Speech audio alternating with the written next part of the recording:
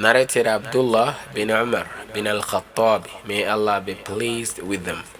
I heard Allah's Messenger sallallahu alaihi wasallam saying, "Three men amongst those who came before you set out until night came and they reached a cave. So they entered it. A rock fell down from the mountain and blocked the entrance of the cave. They said, 'Nothing will save you from this unless you supplicate to Allah by virtue of a righteous deed you have done.' Thereupon one of them said, 'O Allah, I had parents who were old, and I used to offer them milk before any of my children or slaves. One day I went far away in search of grazing and could not come back until they had slept. When I milked as usual and brought the drink, I found them both asleep. I hated to disturb them and also disliked to give milk to my children before them. My children were crying out of hunger at my feet, but I waited with the bowl in my hand for them to wake up.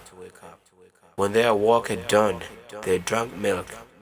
O Allah, if I did so to seek your pleasure, then deliver us from the distress caused by the rock.' The rock moved slightly, but they were unable to escape.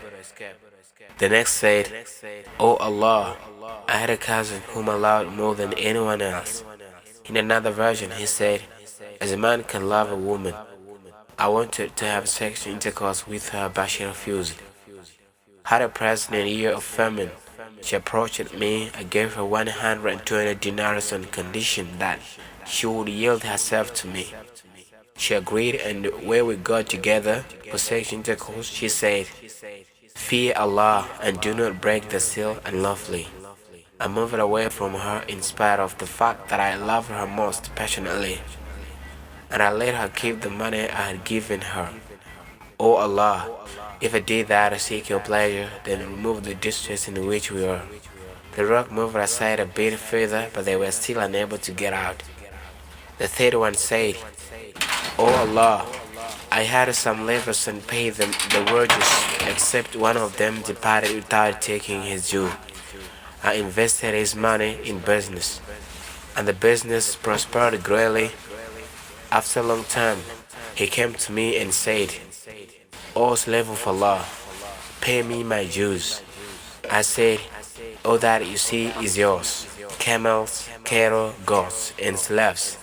He said, "O slave of Allah, do not mock at me." I assured him that I was not joking. So he took all the things and went away. He spared nothing. O Allah, if I did so, seeking your pleasure, then relieve us of our distress. The rock slipped aside and they got out, walking freely.